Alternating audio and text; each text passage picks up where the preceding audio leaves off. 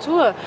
Nous sommes en direct de l'Ermitage Saint-Gilles, en compagnie de Clarisse. Première chance aujourd'hui, on en aura plein tout le long du voyage. On part observer les poissons avec masque et tuba dans le lagon, et on en voit plein de toutes les couleurs. Il paraît que c'est rare d'en voir autant, mais malheureusement, beaucoup de coraux sont morts.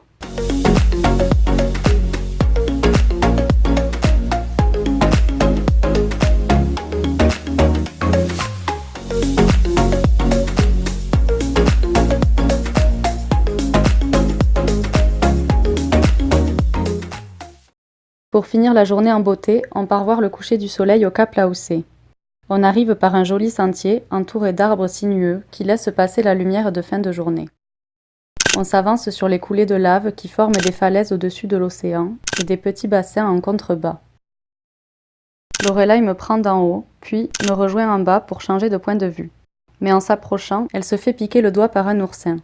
Le coucher de soleil commence, mais on n'a pas le temps de remonter parce qu'on essaie tant bien que mal de sortir la pique de son doigt. Finalement, elle réussira à la retirer avec une aiguille en rentrant. Tant pis pour le coucher de soleil, on en verra presque tous les jours pendant ces 3 semaines.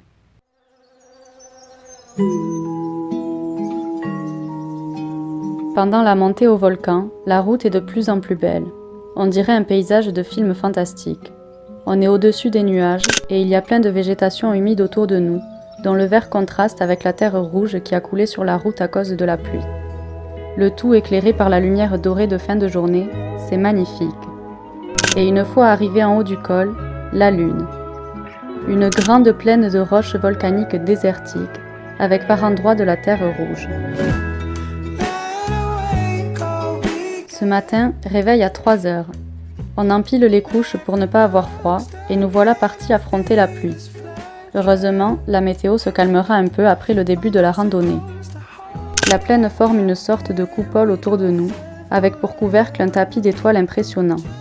Aucune lumière artificielle pour nous gâcher la vue. On voit toute la Voie lactée, et c'est splendide. La randonnée est longue, et il y a de plus en plus de lumière.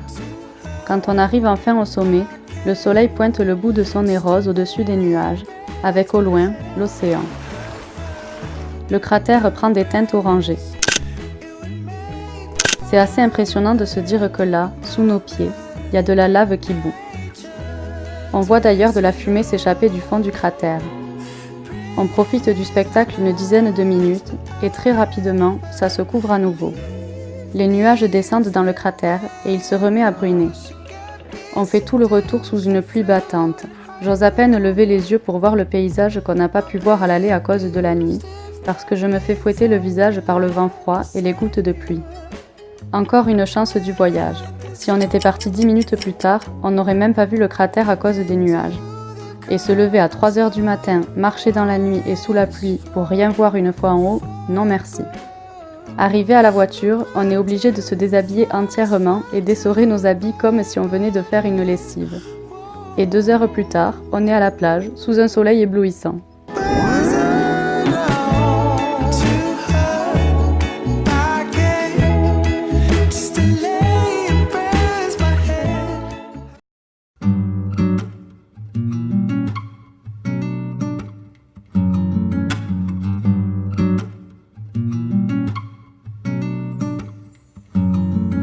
Stressed out,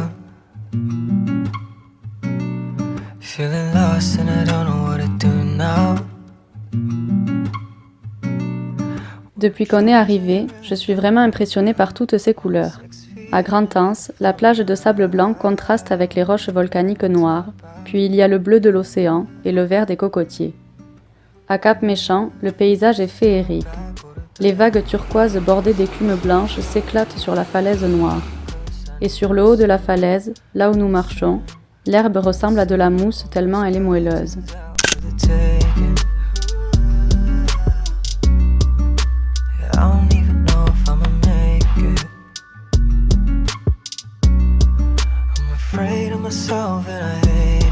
C'est étonnant à quel point les pierres volcaniques sont légères.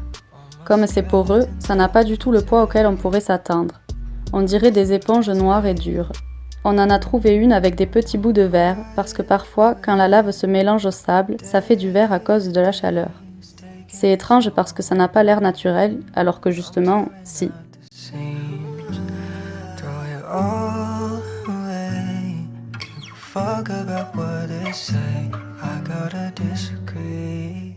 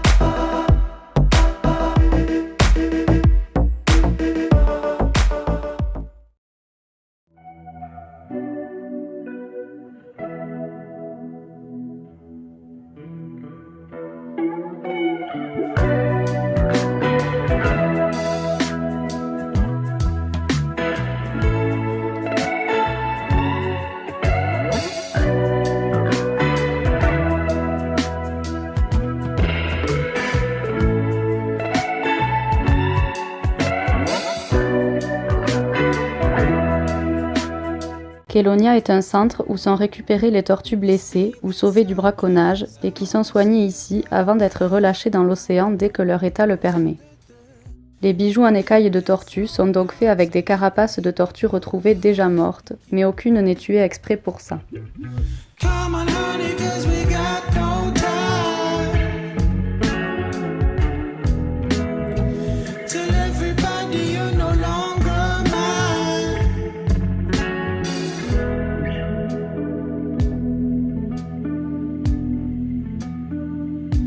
And now you're gonna wanna run from me, because I found all this sanity,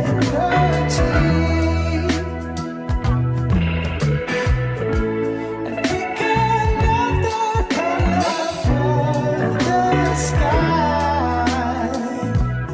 En explorant un peu la plage et en longeant les rochers, on se retrouve par hasard sur la plage privée d'un hôtel de luxe.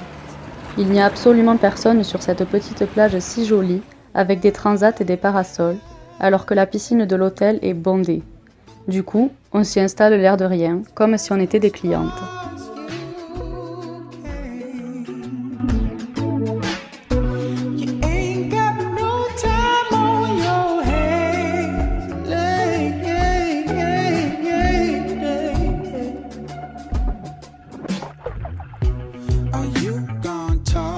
Something's wrong, 'cause something's bothering your mind. You're holding on, do you sleep at all? Is something wrong? Come on, honey, 'cause we got no time. Tell everybody you're no longer mine.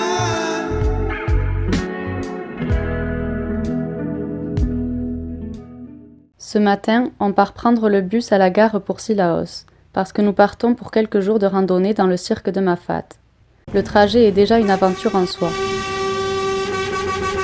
L'ascension jusqu'à Cilaos est assez compliquée, et je comprends pourquoi les gens qui y habitent ne se rendent pas souvent sur le littoral. Heureusement que les chauffeurs de bus sont habitués, mais je serre quand même les fesses à chaque virage. C'est tellement en épingle que les roues arrière du bus font du surplace à chaque fois, avec juste les roues avant qui pivotent pour tourner. Et quand on passe dans des tunnels, ils sont tellement étroits que le bus n'a qu'1 centimètre de chaque côté. C'est assez impressionnant, mais on arrive entière à Cilaos.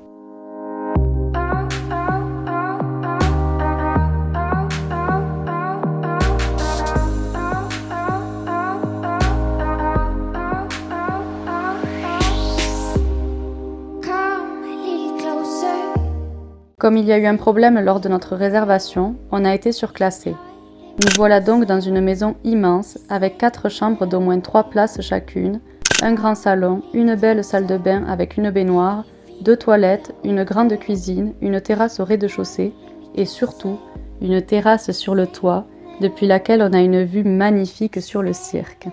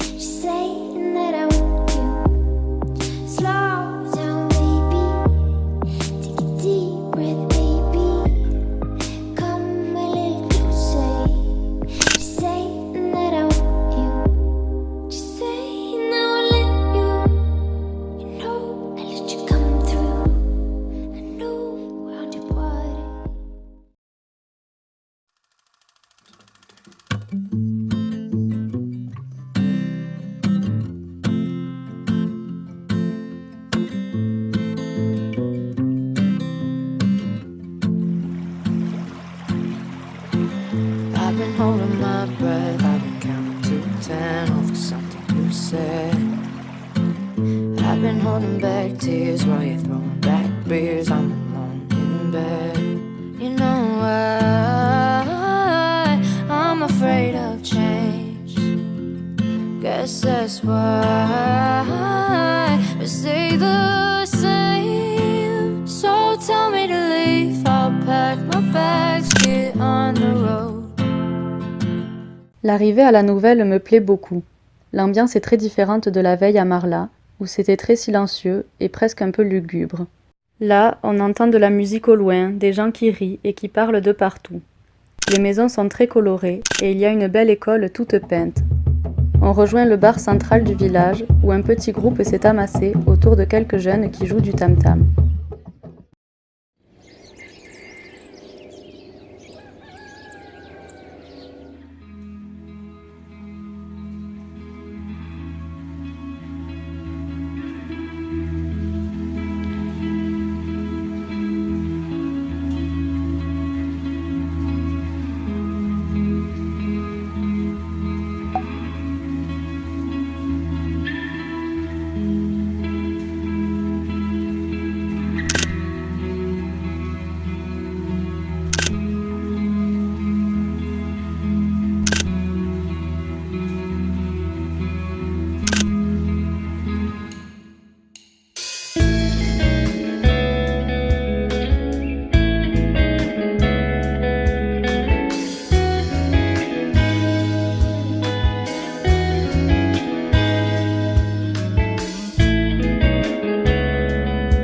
La vue d'en haut est époustouflante.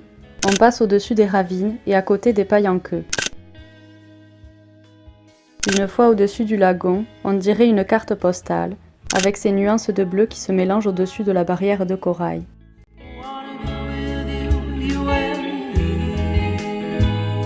Aujourd'hui, on a encore eu la preuve qu'une bonne étoile a veillé sur nous pendant tout le séjour.